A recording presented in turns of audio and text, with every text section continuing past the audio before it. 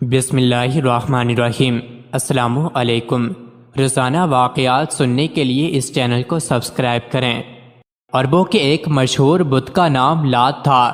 طائف کا سب سے بڑا قبیلہ ثقیف اس کا متولی تھا۔ طائف کے علاقے میں لات نے کفر و شرک کی ظلمتیں پھیلا رکھی تھیں۔ یہ مربع شکل کی چٹان تھی۔ لوگوں کا عقیدہ تھا کہ لات دیوی مرنے کے بعد اس چٹان میں داخل ہو گئی ہے، چنانچہ اس چٹان پر ایک مکان بنا دیا گیا۔ لوگ دور دور سے خیر و برکت کے حصول کے لیے یہاں آتے تھے۔ اپنی اولاد کے نام بھی اس بت کے نام پر رکھتے تھے۔ یہ بت طائف شہر کے وسط میں نصب تھا۔ 9 ہجری میں ثقیف کا وفد مدینہ طیبہ میں حاضر ہوا۔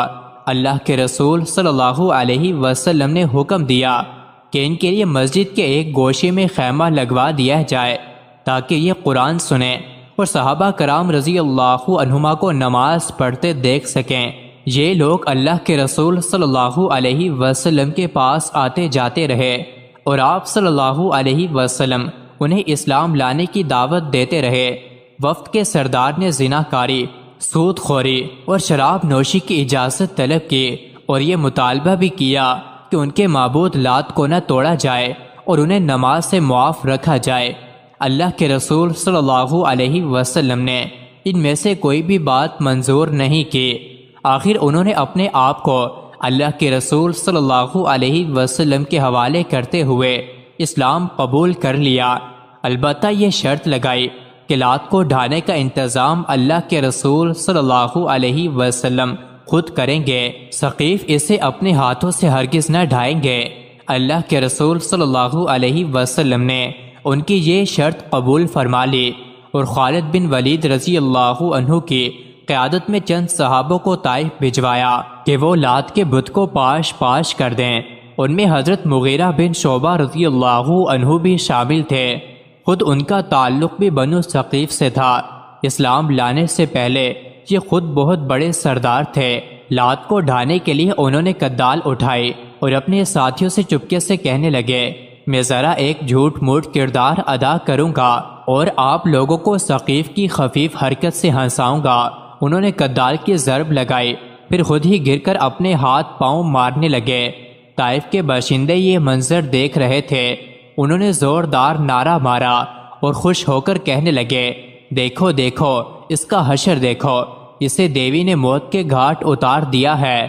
پھر وہ مغیرہ رضی اللہ عنہ کے رفقا سے مخاطب ہو کر کہنے لگے، کوئی اس کے قریب آ کر ہاتھ لگا کر تو دیکھے۔ اتنے میں حضرت مغیرہ رضی اللہ عنہ یکدم اچھل کر کھڑے ہو گئے اور فرمایا، اللہ تمہارا برا کرے، یہ کمینی بدذات دیوی محض پتھر اور مٹی کا ڈھیر ہے۔ اللہ تعالیٰ سے عافیت طلب کرو اور اس کی عبادت کرو۔ پھر اس کے دروازے پر ضرب لگائی۔ اس کو ریزہ ریزہ کرنے کے بعد اس کی دیواروں پر چڑھ گئے۔ آپ رضی اللہ عنہ کے ساتھ آپ کے دوسرے ساتھی بھی شامل ہو گئے اور اس دیوی کی اینٹ سے اینٹ بجا دی، یہاں تک کہ اس کو پیوند خاک کر دیا۔ اس بت کا مجاور کہنے لگا، اگر آپ لوگ اس کی بنیاد کھودیں گے تو یہ غضبناک ہو کر آپ کو زمین میں دھنسا دے گا۔ حضرت مغیرہ رضی اللہ عنہ نے حضرت خالد رضی اللہ عنہ سے عرض کیا، مجھے اجازت دیں، میں اس کی بنیاد بھی کھود ڈالوں گا۔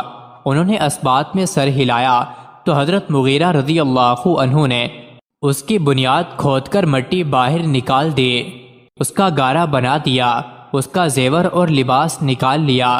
ثقیف کے لوگ یہ منظر دیکھ کر ہکے بکے رہ گئے۔ حضرت خالد رضی اللہ عنہ زیور اور لباس لے کر اپنے ساتھیوں کے ساتھ مدینہ طیبہ واپس آئے۔ اللہ کے رسول صلی اللہ علیہ وسلم نے یہ سب کچھ اسی دن تقسیم فرما دیا اور اللہ کی طرف سے اپنے نبی کی نصرت اور دین کے اعزاز پر اس خالق و مالک کی حمد و ثنا کی۔ مزید ایسی ہی ویڈیوز کے لیے چینل کو ضرور سبسکرائب کریں۔